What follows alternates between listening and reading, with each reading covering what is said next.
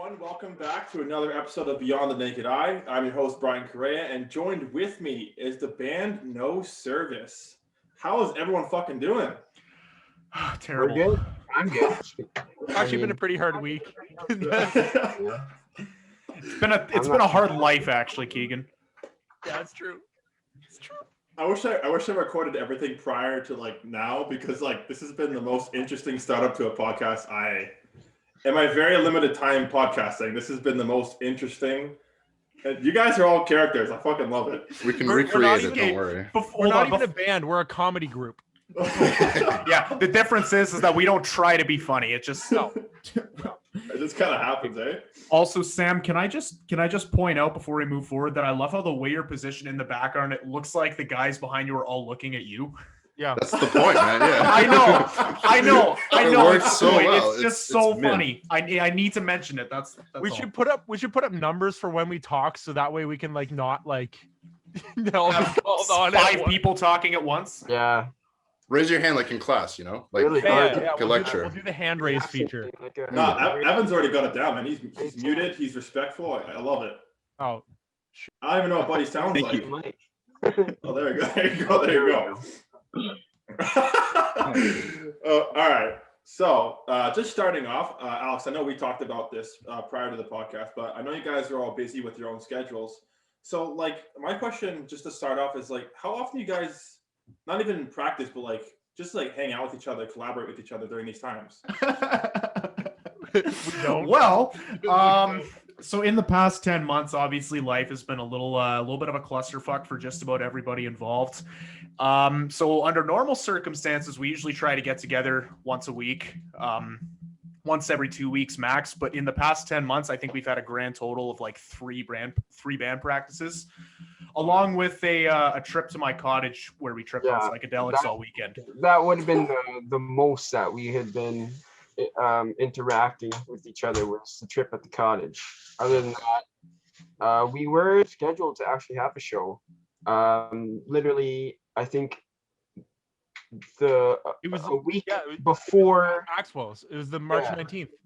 it was going to be one of our bigger shows too. I think maybe either really early March, late February, around this time, and it got canceled, unfortunately. I completely forgot about that. I'm not going to lie. Yeah, it was with a couple me other too. big We names. were I literally think it was- a couple days away. I think Excuse Me, Lost in Japan. Gonna be a banger. Yeah, it was gonna It'd be be a a good good show, show. yeah. At Maxwell's, always fun. But yeah, that was when kind of Yeah. things took a turn for the worse. Yeah. To answer your question though, Brian, we under normal circumstances we try to get together once every 2 weeks, once every week, something like that in that ballpark. But since the pandemic started, we have not really been able to see each other that much. But we talk every day, so it's not like we're just completely out of contact. Well, I guess that's good. I mean, you talked about you only practice 3 times. Do you think that's going to affect you guys in the future? When you first start up, especially? Oh, dude, we pretty much go into every show completely raw. We just gotta wing it. We're just Yeah. let's try it. Yeah, exactly.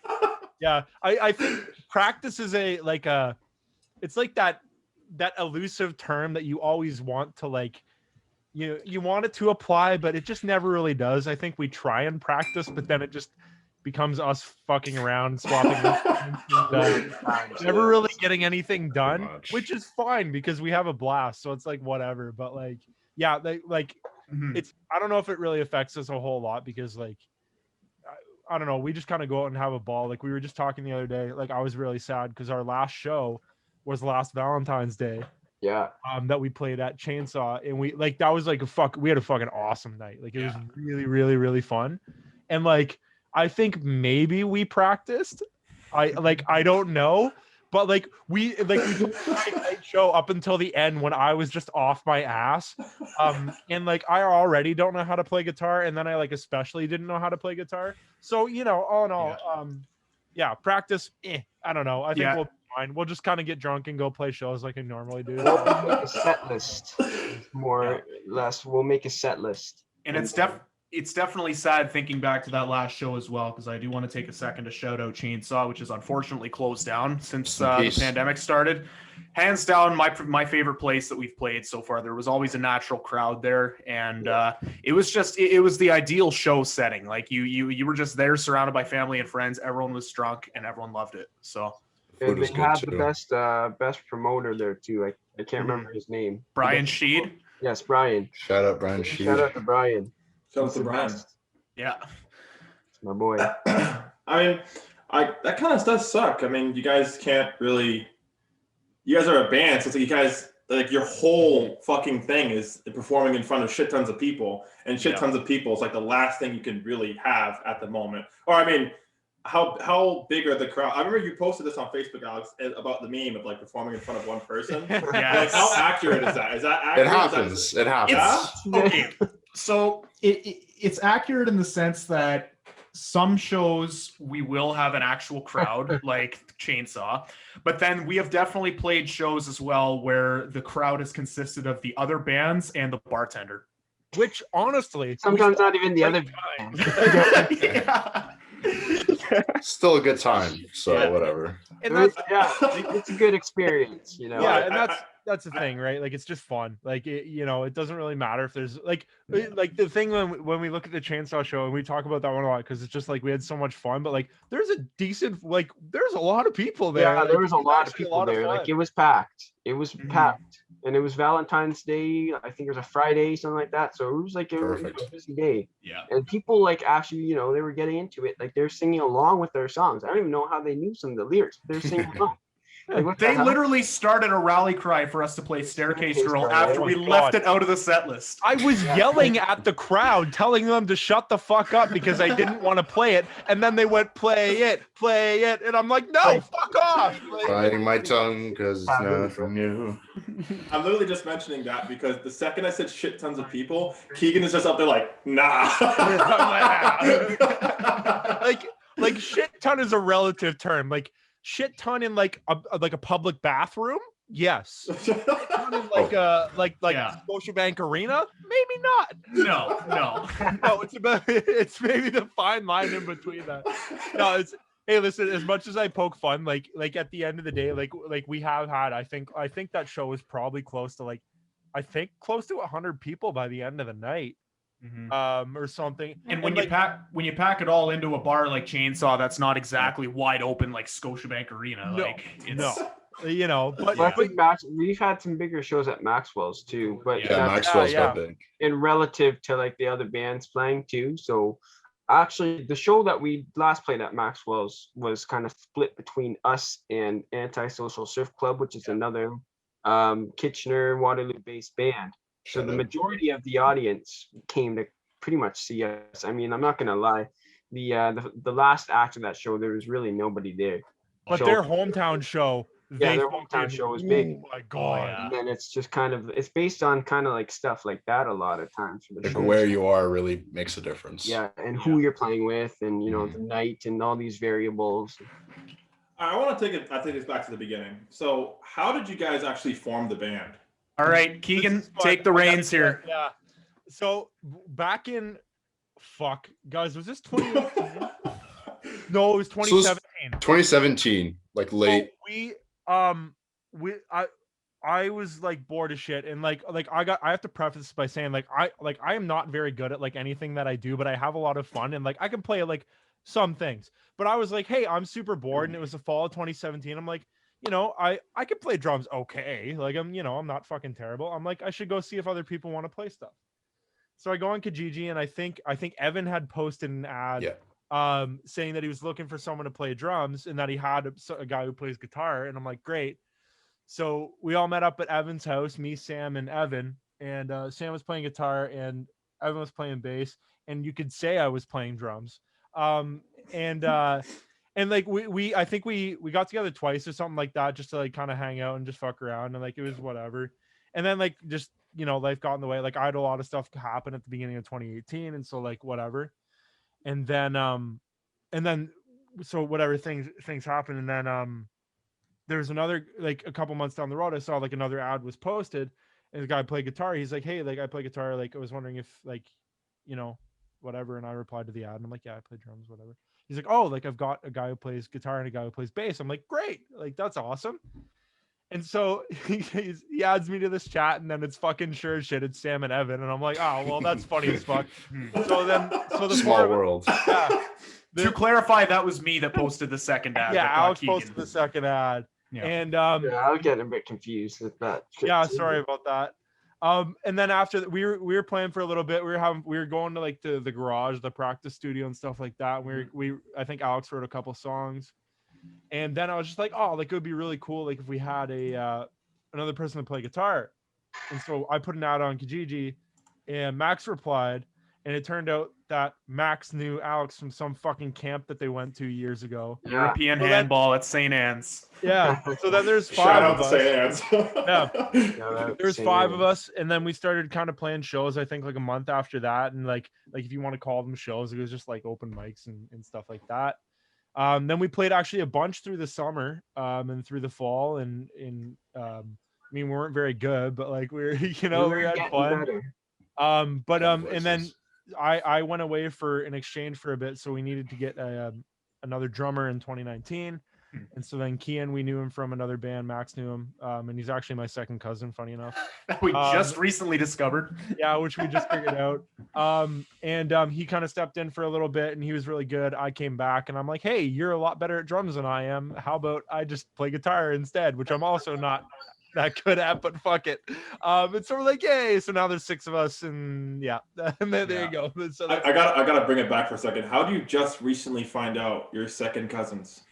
it's a long story. We didn't know, it's a whole thing. It's like It's one time at band camp.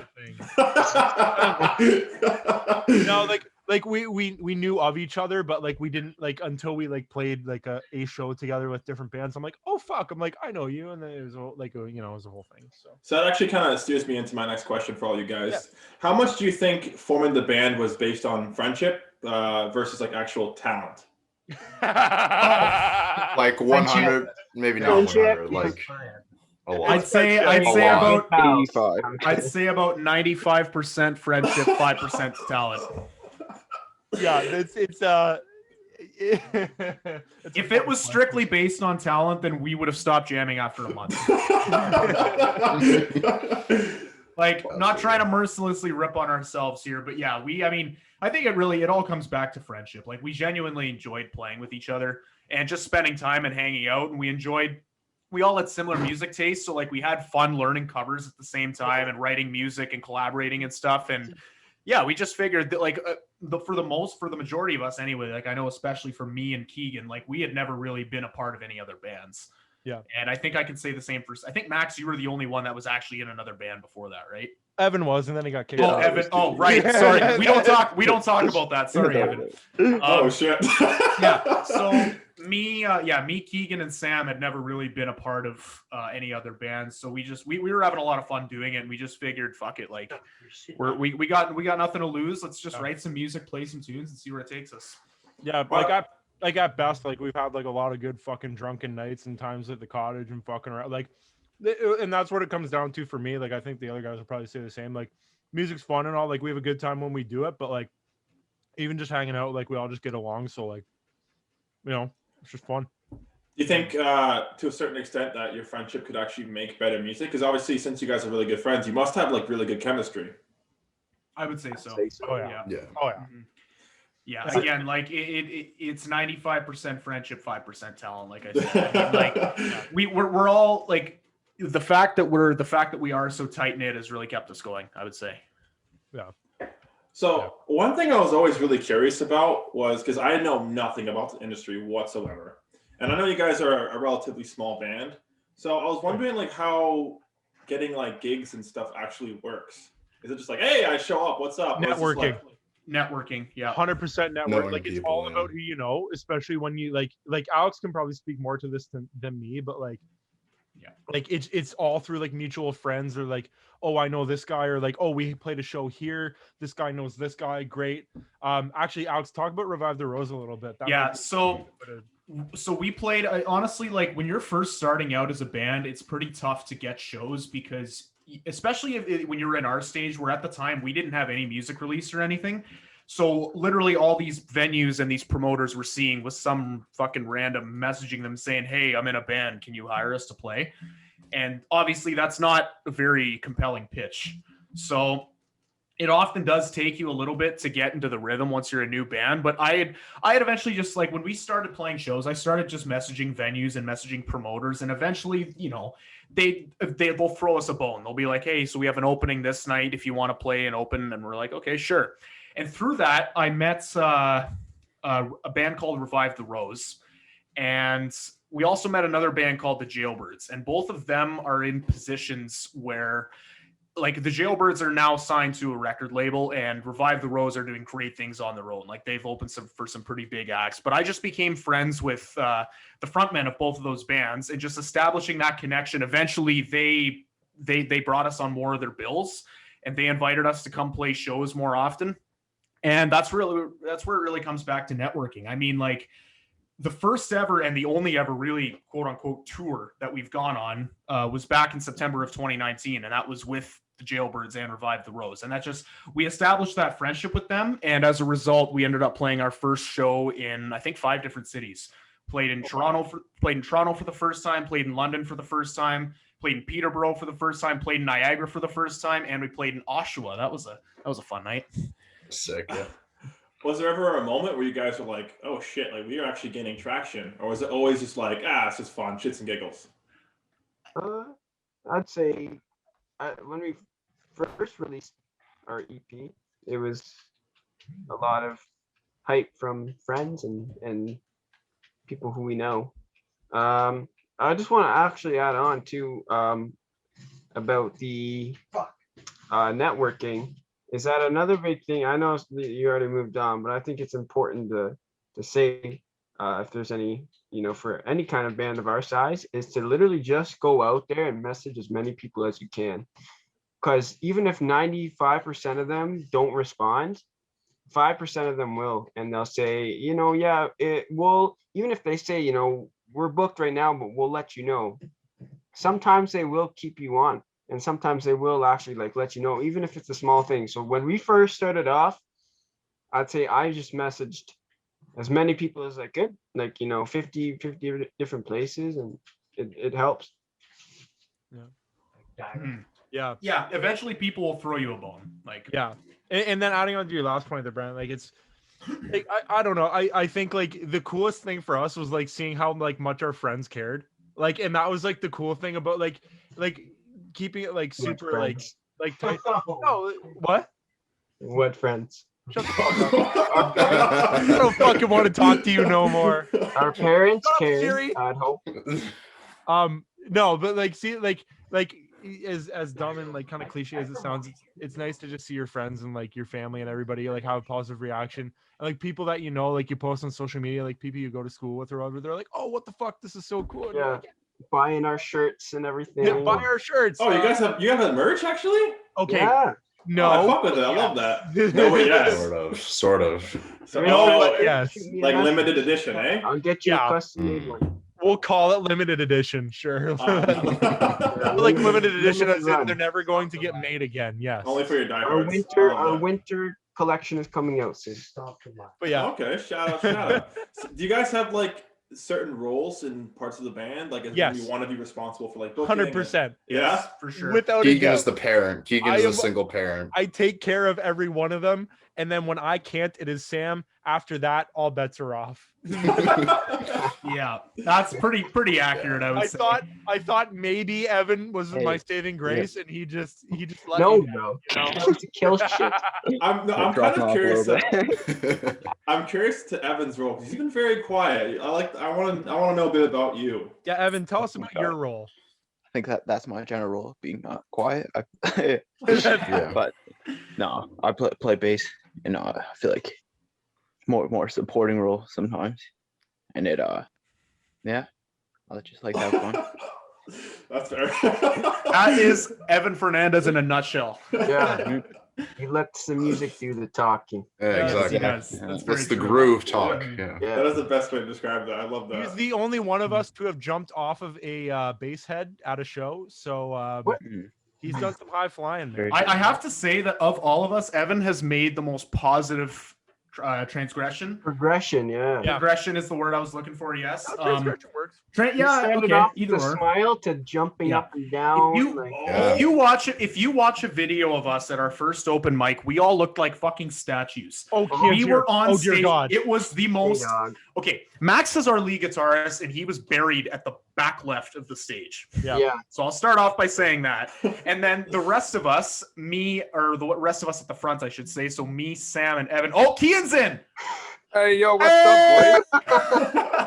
That looks like a caveman. He is a caveman. Man. Kian, where are That's you? what I'm going for. What lake you at, bro?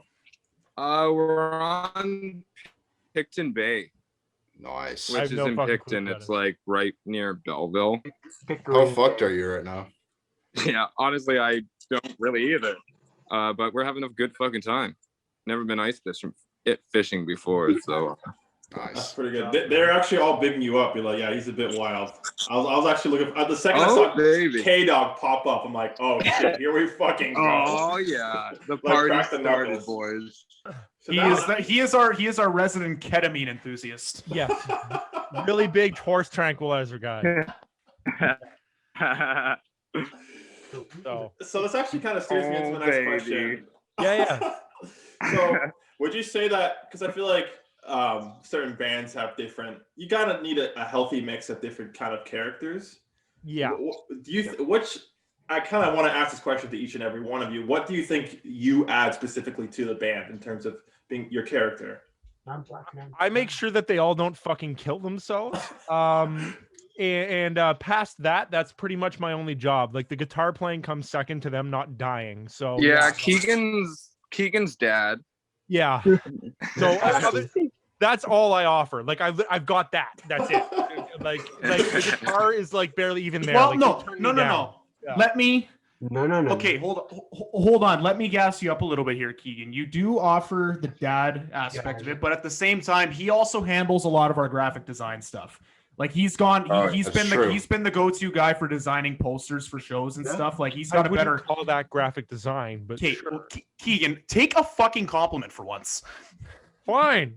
Thank you. Me, my Swedish Band breaks up over Zoom. No. Anyways, yeah, he's done a lot of work designing like posters for our shows and stuff, and he is probably the best at that of anyone. So that is also part of his I role. mean, that's fair. Yeah, no, it's good. Well, Sam, I want to know what do you think you bring to the band aside from that glorious background? Thank you. Oh, Sam used to have the most glorious hair in the band. I'll mention that. Oh, really? Oh, it was And replaced. It's gonna make a comeback. We're working on it. This is it's not there yet, but it'll happen. I mean, I play keys, so I guess I add texture. Sam, I had you just missed an opportunity to talk about how you're the biggest multi-instrumentalist in the band Oh. I mean, yeah, like I Play play everything. guitar as well, You can play but everything. and bass. I can fake Oh, bass. okay. Well, I think everybody can fake bass. Yeah, exactly. I think even bassists fake bass. Oh, Evan, Sorry, Evan. Oh, I'm just gonna keep throwing it down. Max, what about you, man? Just gotta bring the edge. Gotta make sure that Okay, can we I? don't become some sort of dad rock cover band, and I make sure that we all do some crazy shit every now and then. that's fair. Okay, can I bring up one? I also brought the edge. Ah! Literally, I think I bring. dad jokes as well. I've got Dad. I've got something that pretty much Try to perfectly prevent describes you. Max. So What's that? when we were at our cottage this past summer, we were all tripping on LSD all weekend except for Max, and he was the one that had to be taken care of. So oh yeah, he was by far the biggest liability. Crazy. Absolute Crazy. liability. Yeah, for sure. Oh, because of the squirrel. Yes. because of the squirrels. We can't get into that right now. Okay, we can't. I want to so bad. If you ever kill that squirrel, I will fucking single-handedly murder every single one of you. Even me, I was never in support of. We'll just do squirrel. it when you're not looking. I can't wait to I'm post it getting on that YouTube. squirrel. Fuck. I'm getting that squirrel. Alex, you're next. Keep it going. Am I next? Yes, you are next. Yes. Okay. I mean, I kind of try to be like a crossover of like David Lee Roth as a frontman and like, yeah, not as a singer, just as a frontman. Yeah, okay, Keegan, so dramatic. Yeah, ever since Keegan's because before Keegan joined the band, I played rhythm guitar and I sang, but once Keegan joined the band and Keegan took over guitar, I'm just singing now, and I try to make up for what I used to do with guitar with just stage presence. I've taken up. I try to bring the energy up front. He does a pretty good job. Thank you, Max. Oh hell yeah. Yeah. I appreciate that. Except half the time, I just divert everyone's attention back to Kian and say, "Who wants a drum solo?" He goes, "Ah, fuck!" And I just look at you like fucking open-eyed. Kian, remember when Deer I in the did? headlights. You remember when I did that like 4 times in a row to you at Chainsaw? I had you Beautiful. to. I had Yeah. Waiting for Beautiful. Keegan I'm to waiting tune. for Keegan to Well, maybe tune, and if I'm you tuning had his another guitar. guitar, then Yeah, I was running out And of I was like- ideas. Keegan was like, "Tell a joke," and I'm like, "No, I'm not going to tell a joke. We're a fucking rock band. I'm not a comedian." Like, so I just Sure, yeah, go. I said, Get booed off the "Fuck it. stage. Who wants to see some actual talent here?" And then yeah. Evan's next. And Yeah, then you so- showed them me, Yeah. and they were very disappointed. I don't think they were disappointed. Everyone loves a good drum. I was bopping to it, so I mean, True. you had me going. Hey, if I got Sam going, then mission accomplished. There and you then go. it broke down into a little funk groove after that. Yeah, that was cool. Oh yeah. All right, let's move on to Evan. I want to hear Evan's answer. I don't know, man. Like I think just make sure these guys don't take themselves too seriously sometimes. Nice. Yeah, baby. All right. There's that. Yeah, that's good. Evan's like low key my know. favorite. I just love how like his answers are so Yeah, conservative. You can't I love hate. it. Evan keeps The the element of vibes. fun. Evan keeps everything, the you know? vibes, for sure. Good vibes. I feel like I could be wrong, but I feel like you're one of those guys that just like, no, you can't hate that. You can't hate Evan. No, Can't hit no. that. Oh yeah, he's too also- chill.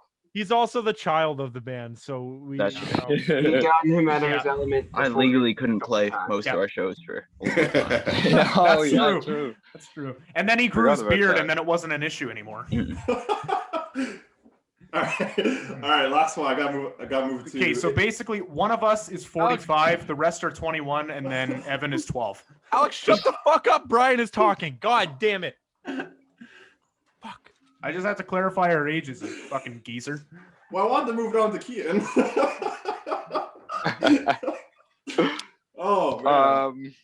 I guess I just try to add a little bit of groove on the drums, and then outside of that, I just try to get everybody else stoned. Sounds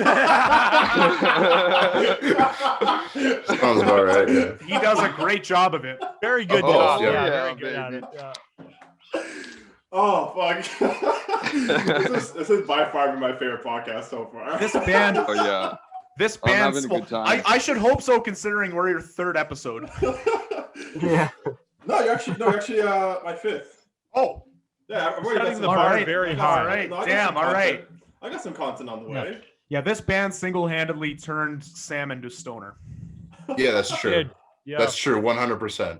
I'm taking a break though. I'm taking a break. Playing Same. a rock and roll band. It don't probably, do that. it probably got me laid a lot more than I'd care to admit. Stop the cat, bro. I think we can all say that. I think we can all say that. We know Well, it's maybe been not said. Alex. Maybe not Alex, but like. No, maybe not Alex. Like that, eh? My Oh. old friend.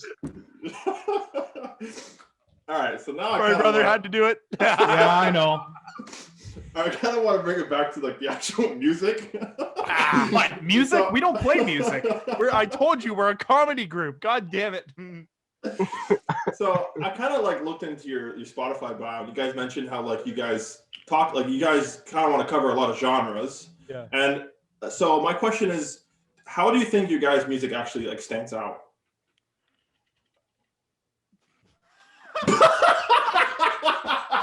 All right. The best That's part the about clip. that is I That's know the that clip. Alex and I were looking at each other. That's the clip for the Instagram.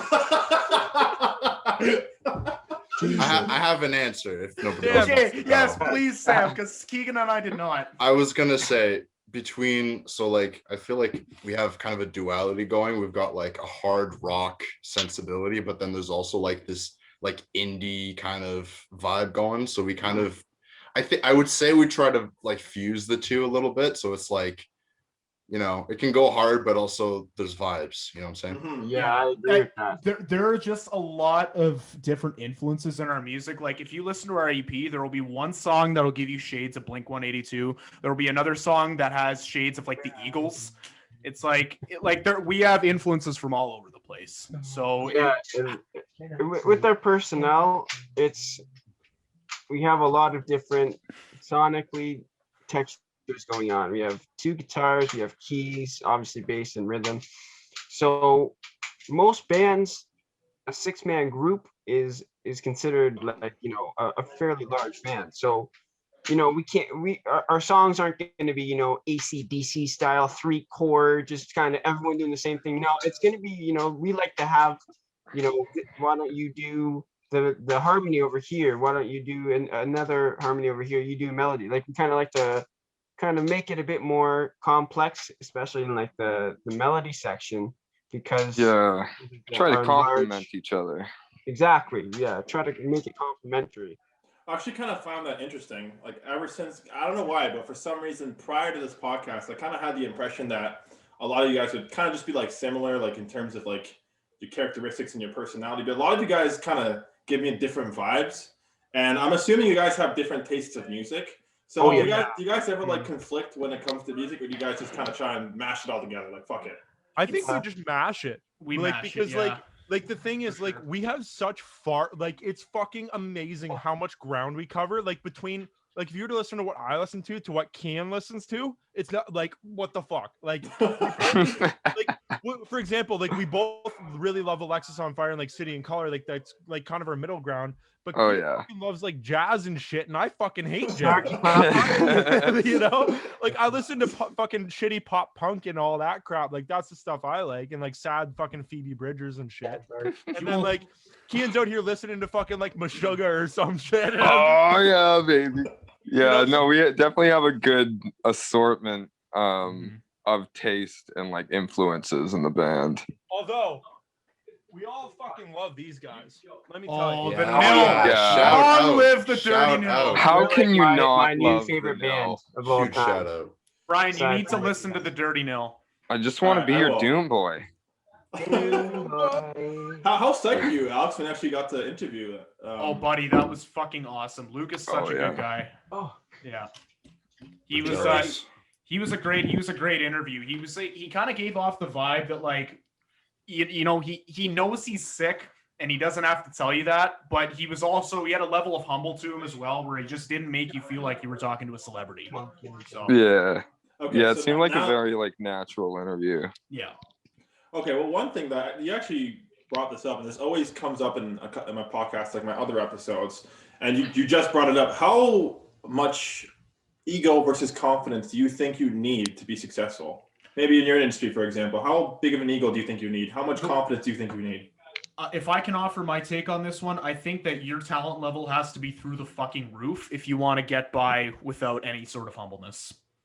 Because we've seen examples of that in the past, like Axl Rose, and like he's not humble at all, but he makes it work. But like for the most part, you do have to have a certain level of humbleness, and I think being humble will take you a long way because if people want to work with you, then they'll be more likely to bring you back, and you're just more likely to leave a lasting impression on people like that. Yeah, that's fair. And like one thing I kind of gauged that, and Max was talking about earlier, is that a lot of people are going to turn you down. So I feel like you got to eat a lot of humble pie from Oh time to yeah. time. Oh Yeah. At this level. And the thing is, unfortunately, with modern day music, well, I mean, really any mainstream music in general, talent isn't always reflective. It's more of a corporate construct that's been made, and it's with a lot of pop music we can see like these aren't the greatest artists in the world that are in the front headlights. Yeah, there's But plenty when of it guys comes- with like PhDs from Juilliard and classical studies who Yeah, are yeah. poor, and then They there's don't- fucking they Justin can't- Bieber. They Who's a can't tell millionaire. a whole note to a half note, but they're still in the spotlight. So, but when it comes to like the indie scene, kind of the the independent local scenes, then it does kind of, talent is very reflective, and it's more of dedication and just stage presence and performance wise too. That's where it comes for the confidence, I guess, and you just build it up over time as a group. Mm-hmm. Yeah, and you can't like. No, Sorry, go I ahead, don't. no, go ahead, Yeah, man. you can't take yourself too serious. Like that's the thing. Like I think when you're fucking like 18 and 19, like which I guess we were when we started like playing, like we're all like, oh, like we're gonna do fucking like amazing thing, like we're gonna go when we make it big, blah blah blah, and like it's like the stuff that you think, but like you just kind of like you got to be able to like just take yourself seriously and just have fun with it, or else you're gonna lose all the fun along the way. Like some of the fucking dumbest funny memories we have are like sitting in the fucking basement bathroom of a fucking Oshawa shitty ass bar, and we all thought we were gonna get like mugged. Like it sounds terrible, but we're just like, that's the shit that you remember. You're just like, oh, that was fucking fun. And then Shout out to the Dirty Schwa. Shotgun Oh, yeah. beers in the parking lot. Yeah. Oh well, fuck yeah. right, like you gotta be Quite a able scene. to have fun with it and just enjoy like doing it and not focus on like what could be. Like you gotta just be like, fuck it, it's fun. Live in the moment. Live in the moment. Exactly. Yeah. I lost us so much money at that Oshawa show. I'm not even gonna deny it. What? What I are you lost talking us about? when Mike asked me to run the door while the Jailbirds went on stage. Yeah, You guys- didn't charge you anybody, guys- right? No, not pretty much, no, because everybody that was Alex. coming in looked like a fucking Hell's Angel and looked like they wanted to rip my head off, and I wasn't about to get them to make them. I wasn't about to make them pay $10 for a local band from Bro. Kitchener. Like, What the hell? now, when I say we lost us a bunch of money, You're I rich mean we right now. probably went from making like Yeah, that was $22 like 6 collectively to like $15 collectively. But still, like, That's like still- 2 beers, bro. Come on. Yeah. well, depending on the venue you're at, that might be 1 beer. Yeah, for real. So, okay, so I feel like I've kind of already felt this out, but I'm going to ask the question anyways. What's your guys' future goals for the band? Do you want to do this full time? I feel like you guys are always, like, especially you, Hobson. I can't speak for the rest of the people here. You guys seem like you have your foot in a bunch of other doors. Oh, So I personally feel like you guys don't want to do this full time, but what do you guys want to do? But I think that, man, that's always the dream. Like it's like if you can fucking play music like for the like as a full-time job, fucking why not? Like I think everybody fucking dreams about that, right? Like it's just like it's like the thing to do. But there's also like that part where it's just like for me, for example, like I super want to be a teacher. Right, like that for me, like that's just what I want to do. But if like tomorrow someone's like, hey, you want to go on like you want to be like really good at what you do and fucking world tour and play music, I'd be like, fuck yeah. Do I think I'm good enough to? Nah. No. But would I do it? Absolutely. Like it's just one of those things where like if it happens, amazing. Like if that was something that happened, so great. Like I think I can speak for everybody when I say that. Like that's like the fucking absolutely. But like you also have to be realistic with it too, and you have to go, okay, you got to kind of like take life as it comes, and like for a lot of musicians too, like things happen for them later in their not later in their lives, but like some people didn't get fucking famous and stuff till they're in their 30s. Some people didn't make like their best song till they were in their so who knows, right? But I think for me at least, like it's always like a part of my life, but it doesn't like take I think the one thing that we can all agree on is we just don't ever want to get to a point when we're not having fun with it anymore. Oh yeah. Like realistically, like sure, we probably won't end up signing with fucking Elektra Records someday, but like it, But like if we're like having Keegan fun, said, if it were to happen, that would be incredible. But at the same time, like I'd be arguably just as happy, being 30 years old, still playing to fucking pack crowds at Chainsaw if it ever comes back, right? Oh fuck yeah. As long as we're with each other and we're having a good time, like there's really That's all you need. and lots of ketamine. Them horse tranquilizers. Okay, well, all right. So let's just, I want to ask you all this question. So 5 years down the line, let's assume that COVID isn't a thing anymore by 2022, right? It's gone. Do you guys have goals? In regards to the band? Yeah, of course. Your personal goals. I think we get in a ditch I feel like we definitely need Are we talking band goals or personal goals? Oh my lord. I want to touch more on band goals. Band goals. Listen, I'd like to play the horseshoe. Yeah, I'd say I'd Mhm. love to, keep playing shows with these guys. It's awesome Yeah. making music. Even like just to in general, making music. I'd like to release another record. Yeah, I was gonna say I'd like to. Yes. One that do a Kian recording is with you actually on. guys. Yeah. Wait, what? Which is Okay, something wait. that we'll probably end up getting to. Yeah, Hopefully I feel like shortly, yeah, even as Maybe like soon next as we year. can all see each other comfortably, like we'll at least start writing. We do have like a song. Yeah, I written. think that Yeah. would. Yeah, we have some songs Yeah, that we have a will couple. go towards it. But I think that's like the biggest thing that has been, I guess, saying restricting any progression is that we don't have any really more content.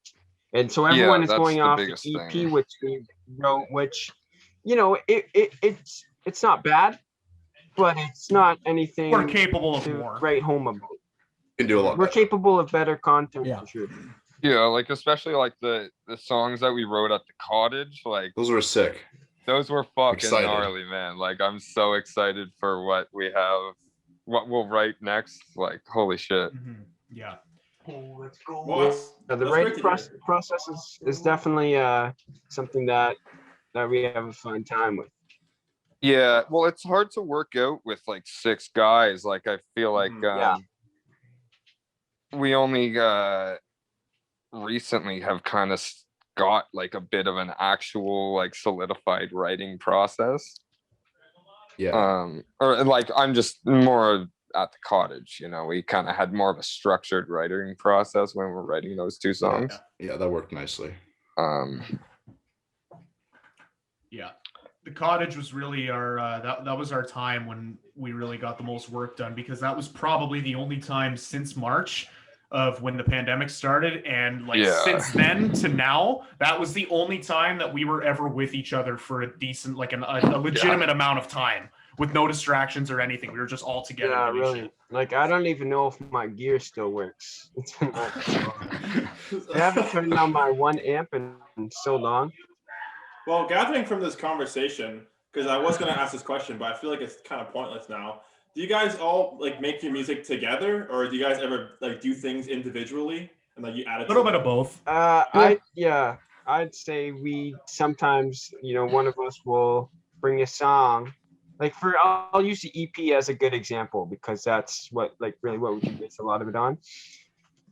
I'd say, a lot of the songs that were a basis that maybe Alex or Keegan or I or whoever kind of brought in.